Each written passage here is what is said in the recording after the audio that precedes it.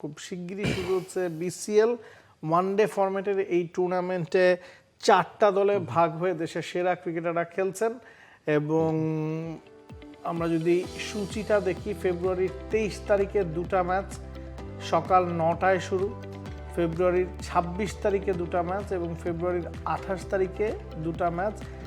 এই গ্রুপ পর্বের ম্যাচগুলো হবে প্রতিদিন, একটা রাজশাহীতে, একটা বগুড়ায় এবং ফাইনাল ম্যাচটা মিরপুর শেরে বাংলায়।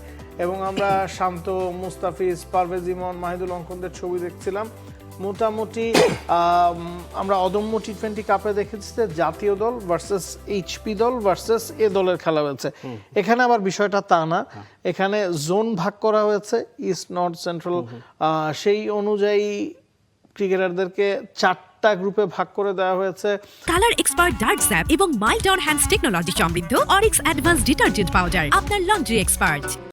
আপনার কাছে কি মনে হয় যে দিন শেষে তারপরও শান্ত, লিটন, তৌহিদ হৃদয়, যে দলটাতে আছেন তানজিদ তামিম, সেই দলটা একটু বেশি ফেভারিট, বা ওভারঅল টুর্নামেন্ট বগুড়া রাজশাহীতে হচ্ছে সেটাও একটা প্লাস পয়েন্ট কিনা? যে আমরা সবসময় মিরপুরে, সিলেটে বা চট্টগ্রামে খেলা দেখে অভ্যস্ত, এখন নতুন দুটা ভেন্যুতে যখন জাতীয় দলের ক্রিকেটাররা খেলবেন তারা ওই উইকেটগুলো সম্পর্কে জানবেন, উইকেটগুলো সম্পর্কে রেজাল্ট জানাতে পারবেন, উইকেটের সাথে মানিয়ে নিতে পারবেন এবং ভিন্ন কন্ডিশনে খেলার একটা সুবিধা তারা পাচ্ছেন। সামনে হয়তো এই ভেন্যুগুলোকে ইন্টারন্যাশনাল মানে নিয়ে যাওয়া সম্ভব। একটা নতুন কিছুরই তো আসলে শুরু হতে যাচ্ছে। ডেফিনেটলি দেখুন, বগুড়া এবং রাজশাহী এই ভেন্যু দুটোকে আবার সেই ইন্টারন্যাশনাল স্ট্যান্ডার্ডে ফিরিয়ে আনা, বগুড়া তো আগে ইন্টারন্যাশনাল ভেন্যু ছিল, তো সেই প্রসেসটা কিন্তু বিসিবি আরও আগের বছর থেকে 2025 সাল থেকেই তারা শুরু করেছে। 2026 বিপিএলও সেখানে ম্যাচ হওয়ার একটা গুঞ্জন শোনা যাচ্ছিল, শেষ মুহূর্তে অবশ্য সেটা সম্ভব হয়নি দেশের রাজনৈতিক অবস্থার বিবেচনায়। তবে এই টুর্নামেন্টের মধ্যে দিয়ে আমার মনে হয় যে ফুল ফ্লেজেড একটা প্রস্তুতি বিসিবি নিতে যাচ্ছে যে ওই ভেন্যুগুলোতে খেলাকে সচল করতে। এবং যে টিমগুলোর কথা বলছিলেন, জাতীয় দলের প্রায় সবাই আছেন, যেহেতু বিশ্বকাপে দেখেছি যে এনামুল বিজয় বা মোসাদ্দেক এই দুজন বিপিএল খেলতে পারেনি, বিভিন্ন কারণে তাদের নিষেধাজ্ঞা ছিল, তাদেরকে এই টুর্নামেন্টে খেলার ছাড়পত্র দেওয়া হয়েছে। এনামুল বিজয় জানতেন না দেখে তিনি ওমরাতে গেছেন এবং সম্ভবত তাসকিন এই টুর্নামেন্টটা খেলছেন না ওয়ার্কলোড ম্যানেজমেন্ট বা ইনজুরির কারণে। এছাড়া যারা আছেন সবাই আসলে এই টুর্নামেন্টটা খেলছেন। তো যখন বড় ক্রিকেটাররা খেলছেন এবং এক একটা দলে ভাগ হয়ে খেলছেন, হাইপটা কতটা চলবে বলে মনে করেন? ডেফিনেটলি আমার কাছে মনে হয় নজর থাকবে, যদিও ফাইনাল ম্যাচটা স্পোর্টসের পর্দায় দেখাবে।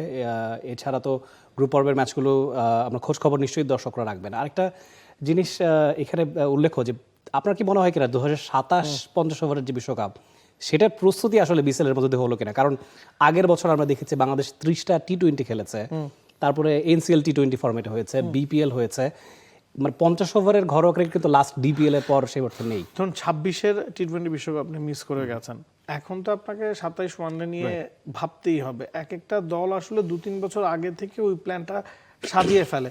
চ্যাম্পিয়ন্স ট্রফির পর থেকেই আপনার 27-এর প্রস্তুতি শুরু করে দেওয়ার কথা। চ্যাম্পিয়ন্স ট্রফির পরই কিন্তু রোহিত শর্মা, কোহলিরা জানিয়ে দিয়েছেন তারা টি20 ফরম্যাট থেকে অবসর নিয়ে ফেলেছেন, টেস্ট থেকে সরে যাচ্ছেন, ওয়ানডেটা তারা কন্টিনিউ করছেন।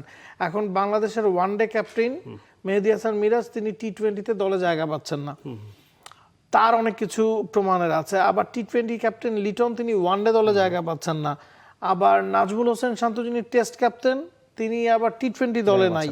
তো নিজেদেরকে প্রমাণ করার জায়গা কিন্তু এই ফরম্যাটে অনেক ক্রিকেটারই আছে যারা জাতীয় দলের ভেতরে আছে বা জাতীয় দলের বাইরে আছে। তখন হঠাৎ করে আপনি চিন্তা করলে আপনি ভাববেন না যে লিটন ওয়ানডে দলের বাইরে, ওয়ানডে থেকে তিনি বাদ পড়েছেন। কারণ আমরা অনেকদিন ধরে ওয়ানডে খেলছি না, লিটন টি20 ক্যাপ্টেন বা টেস্টে নিয়মিত পারফর্ম, আপনি ধরেই নেবেন he is in one day team, কিন্তু আসলে কিন্তু তা না, তার ওয়ানডে ফর্মটা খুব একটা ভালো যাচ্ছে না এবং সে কারণেই তিনি কিন্তু এই টুর্নামেন্টে খুব সিরিয়াসলি খেলবেন। এবং তার দলের ক্যাপ্টেন শান্ত, ওই দলটাতে যথেষ্ট ডেপথ আছে, ওই দলটাকে আমার কাছে মনে হচ্ছে একটু আগানো। তারপরও আমার কাছে মনে হয় যে খেলাটা আপনি যদি দেখেন, আরেকবার সূচিটা দেখি আমরা, 23 তারিখ, 26, 28 তারিখ খেলা, 3টা ম্যাচ ডেতে 6টা ম্যাচ এবং এরপরে 1 তারিখ মার্চের সম্ভবত ফেব্রুয়ারি 28 তারিখে ম্যাচ আছে এবং তারপর মার্চের 3 তারিখে ফাইনাল।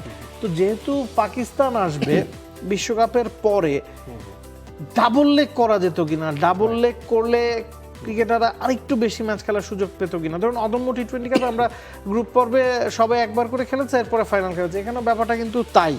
এবং এই ধরনের ম্যাচে আসলে কামব্যাকের সুযোগ থাকে না, বা যে দলটা ফাইনালে উঠবে না সেই দলের ক্রিকেটাররা খুব বেশি গেম টাইম কিন্তু পাচ্ছেন না। বিশ্বকাপ তো মার্চের 9 তারিখ পর্যন্ত, তো আপনার হাতে কিন্তু সময় ছিল যে ডাবল লেগ করে এরপরে ফাইনাল খেলানো। হ্যাঁ, সেটা অবশ্যই আরো বেশি ইফেক্টিভ হতো, বাট এই অল্প সময়ের মধ্যেই তারা আসলে প্ল্যানিংটা করেছে, এবং যেহেতু রোজার মাসও চলছে সেই কারণেই হয়তো একটু তড়িঘড়ি করে শেষ করতে হচ্ছে। এবং বিশ্বকাপের ঠিক পরে পরে পাকিস্তান আসবে, সেটারও ন্যাশনাল টিমের আসলে ওই ক্যাম্পিংয়ে যোগ দেওয়ার ব্যাপারও আছে, হয়তো সেই কারণেই তারা করেনি। তবে অবশ্যই সেটা ইফেক্টিভ হতো যদি ডাবল লেগ করা সম্ভব হতো এই সময়ের মধ্যে। For more updates, subscribe to our YouTube channel and click on the bell icon. Follow us on Facebook and Instagram. Download T-Sports app to enjoy exciting games and highlights. Visit tsports.com.